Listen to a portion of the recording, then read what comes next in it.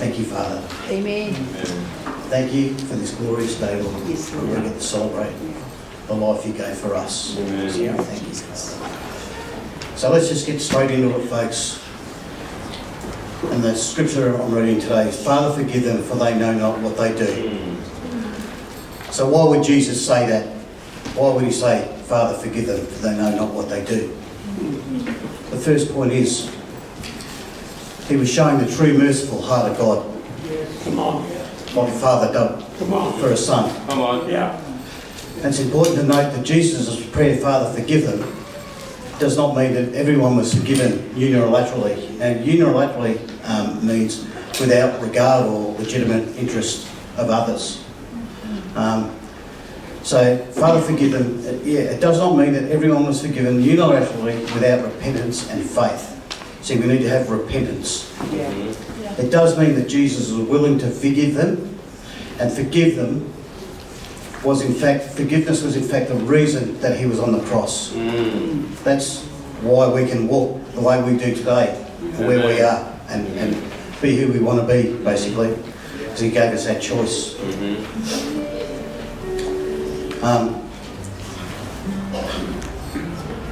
It's quite emotional when you get to this day. It's really hard, you know.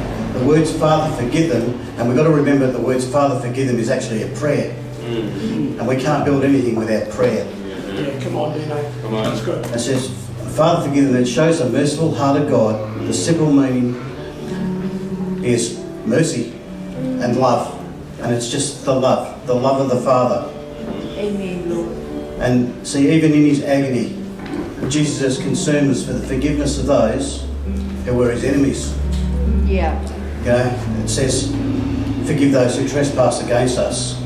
You know, as they were mocking him, jeering him, ripping his beard, they were whipping him, putting the crowns of thorns on his head. And these were the ones that were calling for his execution. So we've got to remember that, you know, like when someone offends us, and we just want them to get what's coming to them, basically. But even though these guys were forgiving, he was so forgiving, and they were going to murder him.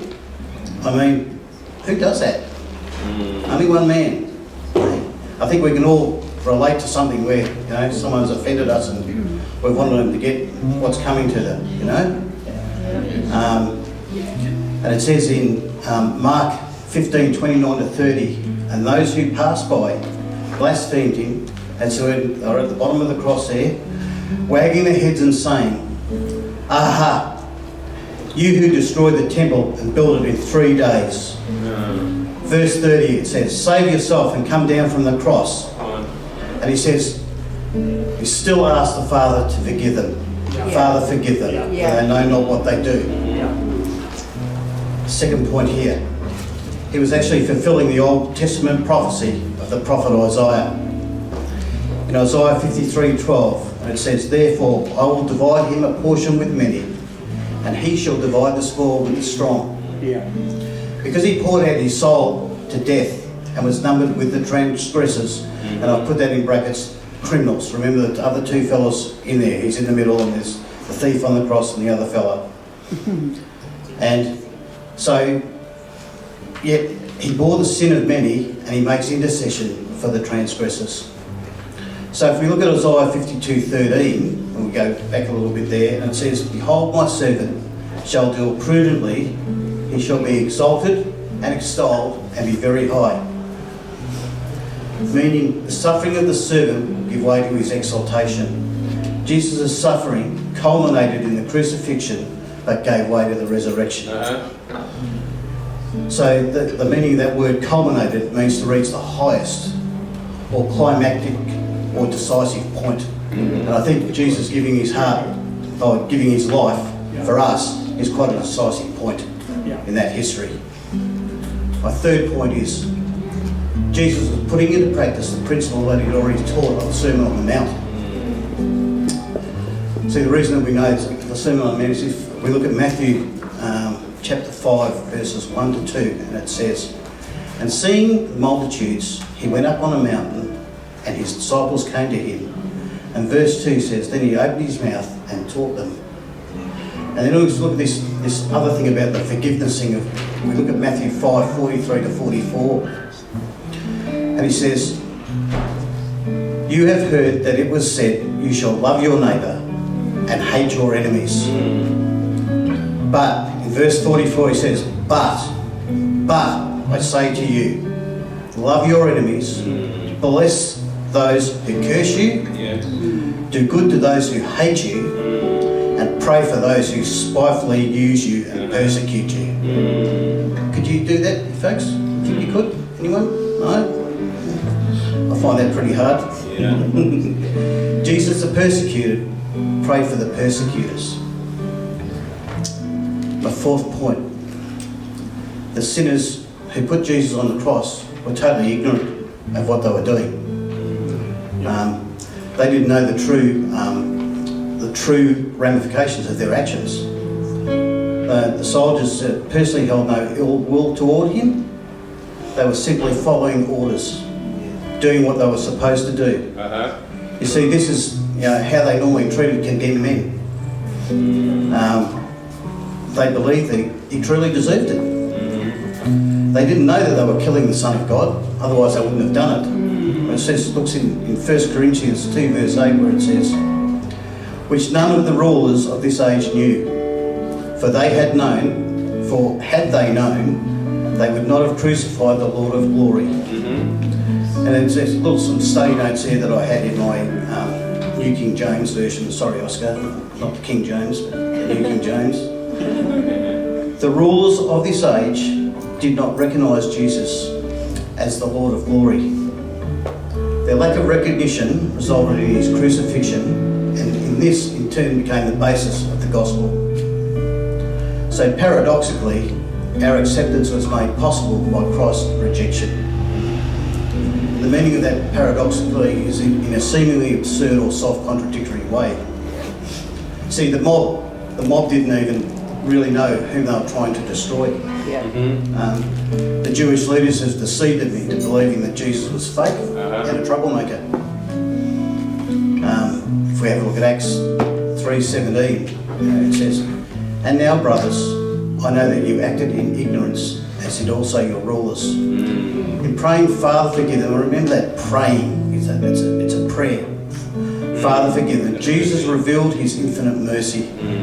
He still loved them and would forgive them if only they would humble themselves and repent. I think a few of us have had to do that over the years. And still do. Yeah, and still do. That's right, Robin. That's right. Matthew 18:14. Even so, it is not the will of your Father who is in heaven that one of these little ones should perish. 2 Peter 3 verse 9, it says, the Lord is not slack concerning his promise, as some count slackness, but is long-suffering toward us, not willing that any should perish, but that all should come to repentance. See, on the cross, Jesus provided forgiveness for all those who would ever believe in him. In Matthew 20:28 it says, just as the Son of Man did not come to be served, but to serve and give his life a ransom for many. I mean, many people would do that. A lot of people say, if I saw someone standing on the road, I'd run out and throw them out of the way, but would you really do that? Like, he's just thrown himself out there for us so that we could just go on with our lives. My fifth point, is come up to my last point now. Come on. So we need to keep like he says, say keep this brief, okay, say keep short accounts, and he kept a short account. Jesus paid the penalty for the sins that we commit in our ignorance, and even the ones we commit deliberately. So we all walk out of here sometimes on a Sunday. We might walk out, someone will cut us off in the car, and we, oh, bless you. But when we are born again, we too become an answer to Jesus' prayer. Father, forgive them. Jesus, so he remains the one true mediator between God and man. Yeah. In 1 Timothy it says 2 to 5, verse 5, sorry. For there is one God and there is one mediator between God and man, the man Jesus Christ. And that's it in a nutshell for that, why he said that, Father, forgive them. His true love and mercy for you and I and for everybody. God had to send himself as his son to die for us. That's right. So we don't have to die. And we have eternal life. Eternal life everlasting.